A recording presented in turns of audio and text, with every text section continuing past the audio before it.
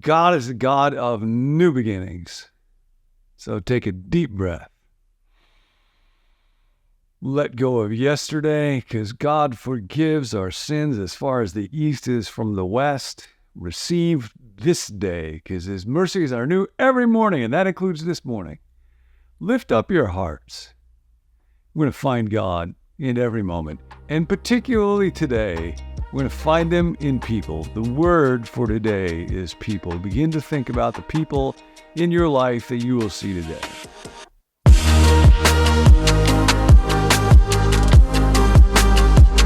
Hey, you probably noticed from the day in the corner that this video was filmed a while ago, but we liked it so much we wanted to bring it back to your attention. Let us know what you think in the comments. You can subscribe to our YouTube channel or head over to becomenew.com for more content like this. Let's get back into it.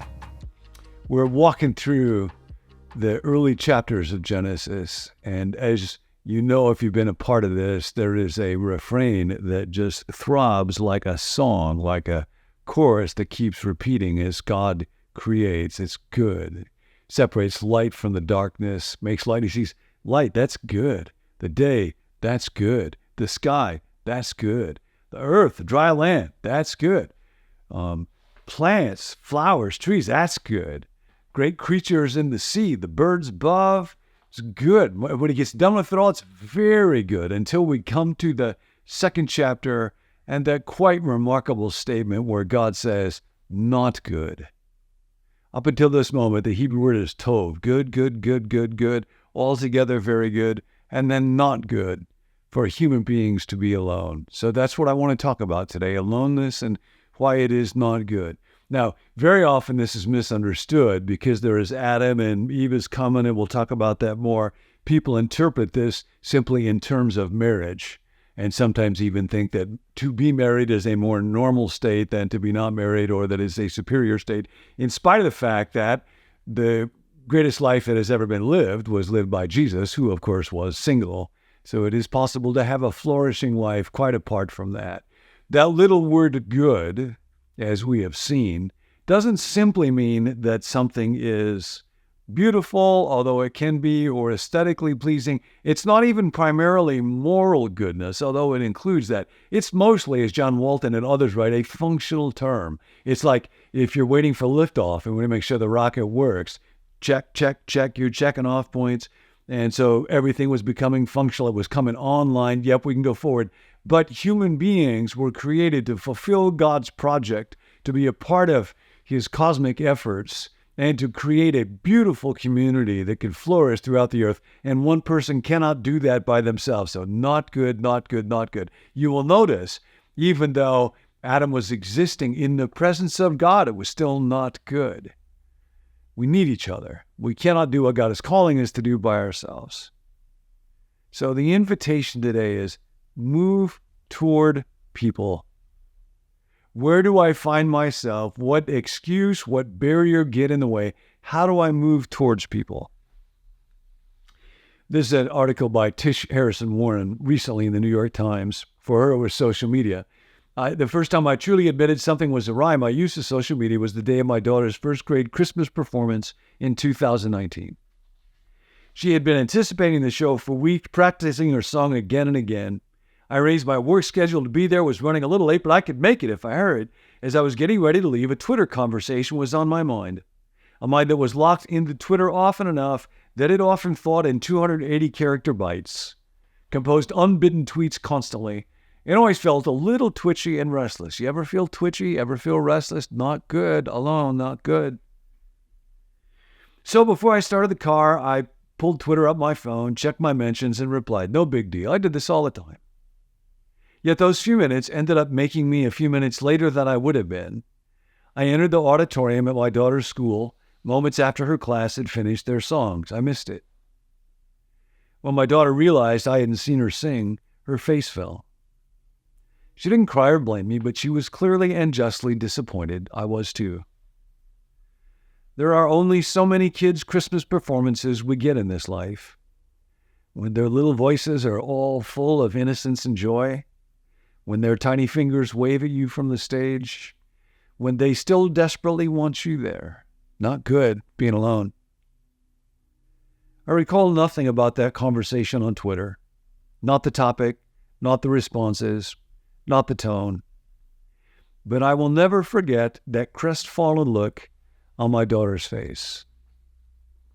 And she writes about how for her that was the beginning of a journey to say, I need to change something about my life on social media. It's interesting. She notes the psychologist Jonathan Haidt finds that more than 2/3 of us believe that the impact of social media overall on our relational lives, on our levels of civility, problems of depression and anxiety, particularly among young women, create more difficulties than they do. Today, move towards people. If that means moving away from the screen for a little while, do that. It is not good to be alone because we were made for community with each other. I have on this little shelf behind me these reminders of community that I love. And you know about this. We fill our lives, our spaces with that.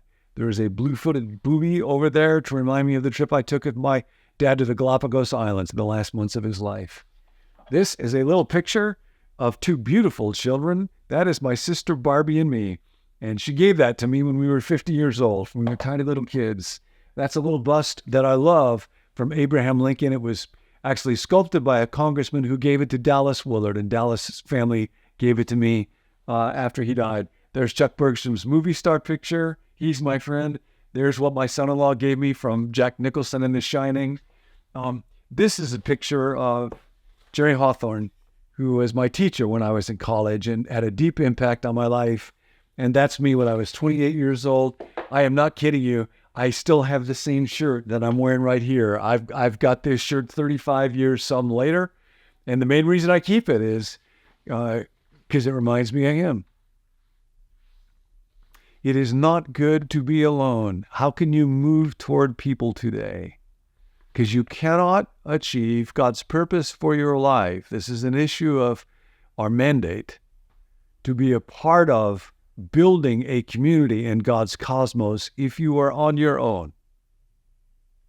It is so not good for people to be alone that the Surgeon General has been writing about this.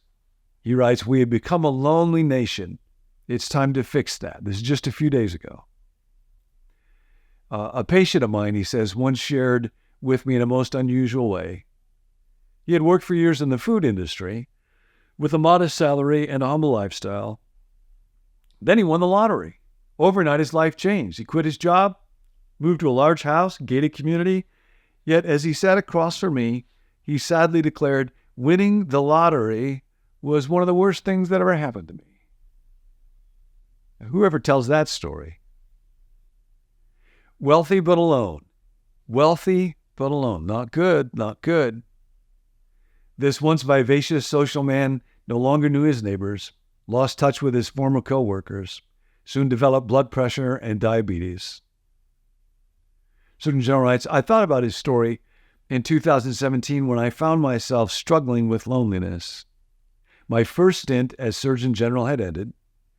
I was suddenly disconnected from the colleagues with whom I had spent most of my waking hours.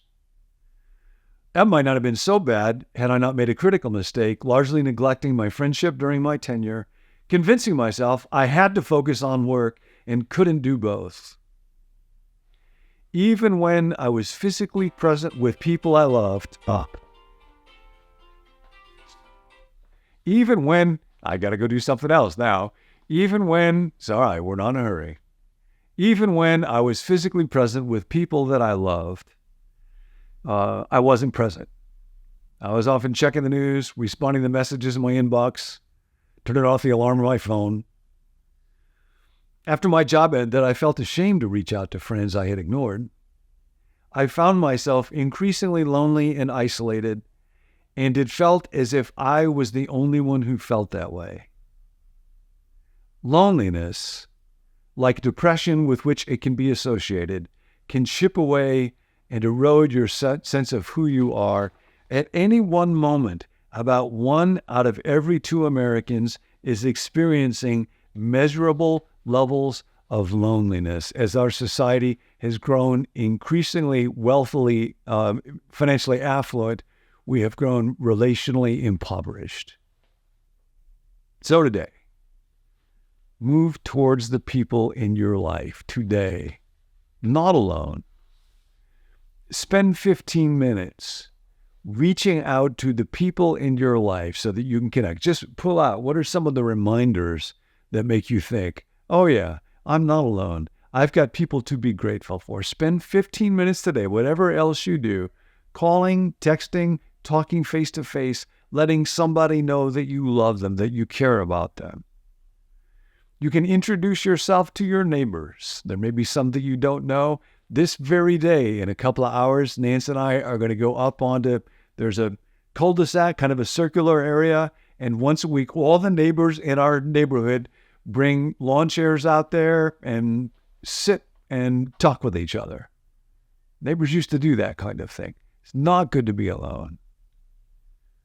Sit down with somebody that you don't know real well, or maybe somebody that you disagree with, and talk with them about what do they think. Be genuinely curious about that. If there is somebody from the history of your life to whom you owe a debt, give them a call. Write them a letter. You can do this today. Remember, not good to be alone. Take one step towards somebody. End of teaching. Beginning of your day with God and the people that He made and loves. Hey, if you enjoyed that video, be sure to subscribe so you don't miss any future episodes from John Ortberg or Become New.